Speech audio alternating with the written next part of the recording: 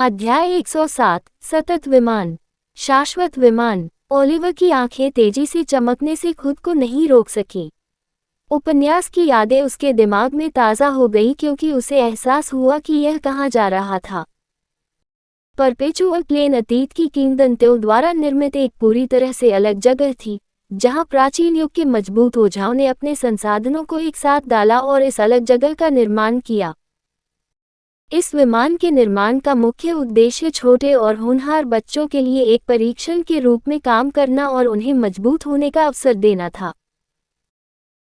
सिर्फ इसलिए कि केवल योग्य लोगों को ही मौका मिले, विमान को बाधाओं से भर दिया गया और घातक जानवरों को पकड़ लिया गया और उस सुनसान जगह पर छोड़ दिया गया।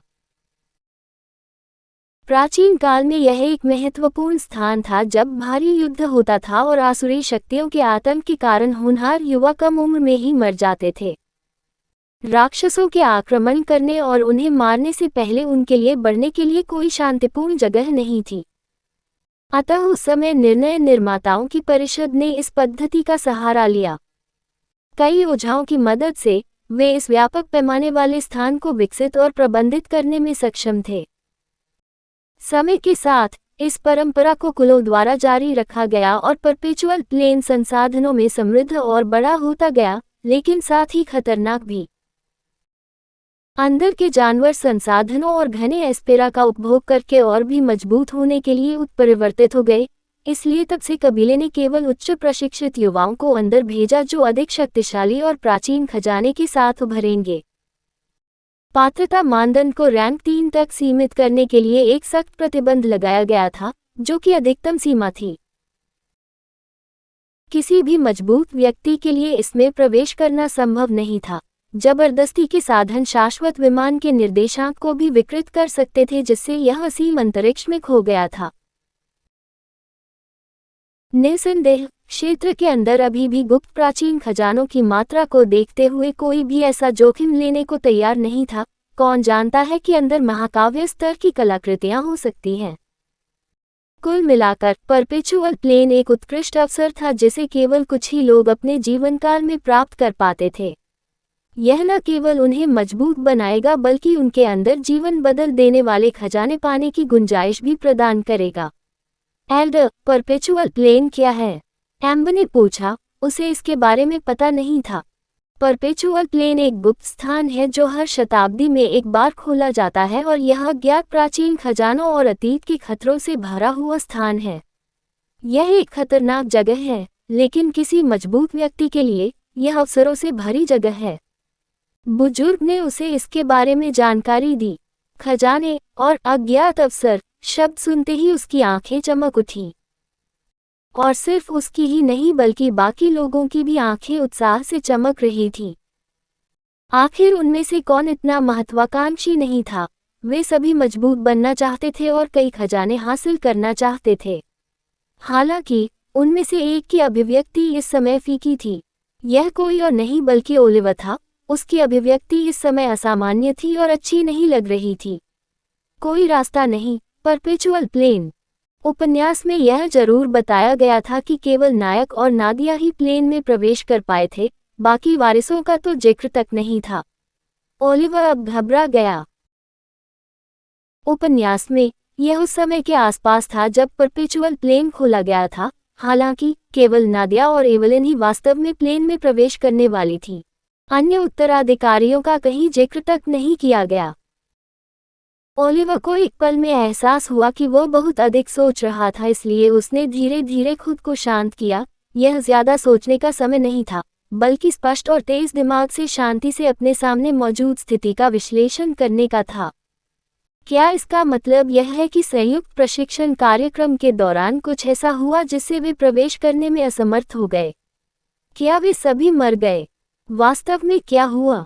वह निश्चित नहीं था, लेकिन वह बता सकता था कि संयुक्त प्रशिक्षण कार्यक्रम के दौरान निश्चित रूप से कुछ ऐसा हुआ था जिसके कारण दोनों को छोड़कर बाकी सभी लोग परपेचुअल प्लेन में प्रवेश करने में असमर्थ थे। वह शांत था। कम से कम इससे उसे यह जानने में मदद मिली कि इस संयुक्त प्रशिक्षण अवधि के दौरान कुछ होगा और यह शांति से नहीं गुजरेगा। उसे भी सतर्क रहना था। बुजुर्ग, इस संयुक्त प्रशिक्षण में क्या करेंगे? अल्फांसो ने सवाल किया।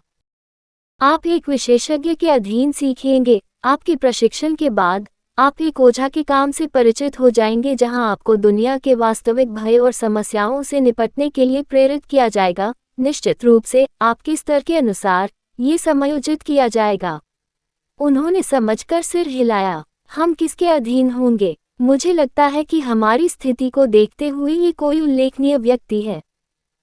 डैनियल ने अपनी पृष्ठभूमि और वंशावली पर गर्व करते हुए कहा। बुजुर्ग ने उसकी ओर देखा। बुजुर्ग की नजरों के नीचे वह शांत होने और सिकुड़ने के अलावा कुछ नहीं कर सका।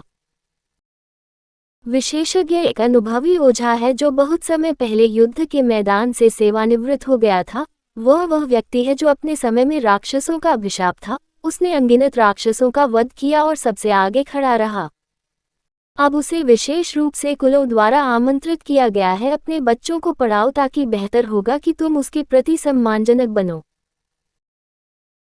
खड़े बुजुर्गों में से एक ने उन्हें चेतावनी दी कि वे कुछ अपमानजनक न करें। जिस व्यक्ति को उन्होंने आमंत्रित किया था वह कोई ऐसा व्यक्ति नहीं था जिसे हल्के में लिया जा सके।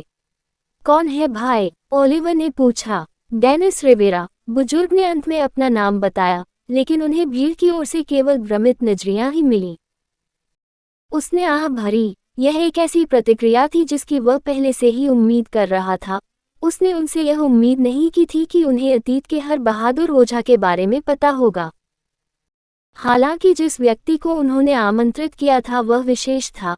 वहां अनगिनत प्राचीन ओझा भी थे जो अपनी भूत भगाने और प्रसिद्धि के लिए प्रसिद्ध थे। इसलिए इस बीच कम प्रसिद्धि वाले लोगों का दब जाना स्वाभाविक था। ओलिवर ने भी अपने होंठ भींच लिए। उसे भी पता नहीं था कि यह आदमी कौन होगा। ये संभवतः एक पार्श्व चरित्र था क्योंकि कहानी में उसका उल्लेख नहीं था, या यदि उसका उल्लेख था तो यह इतना महत्वहीन था कि उसे अपना नाम याद रखने की जहमत नहीं उठानी पड़ी। तो क्या हम आज उनसे मिलने जा रहे हैं? नहीं, आज तो बस आप लोगों के एक दूसरे से परिचित होने के लिए व्यवस्था की गई थी। बस इतना ही। हम एक मीटिंग के बाद निकलेंगे, इसलिए इस बीच आप जो चाहे कर लें। इसके साथ ही बड़ों का समूह बच्चों को अकेला छोड़कर कुछ महत्वपूर्ण विषयों पर चर्चा करने चला गया, जिसमें निश्चित रूप से मिस्टिक पर्च कबीले में हुई शून्य बादल घटना शामिल थी। कहानी खत्म। अलविदा।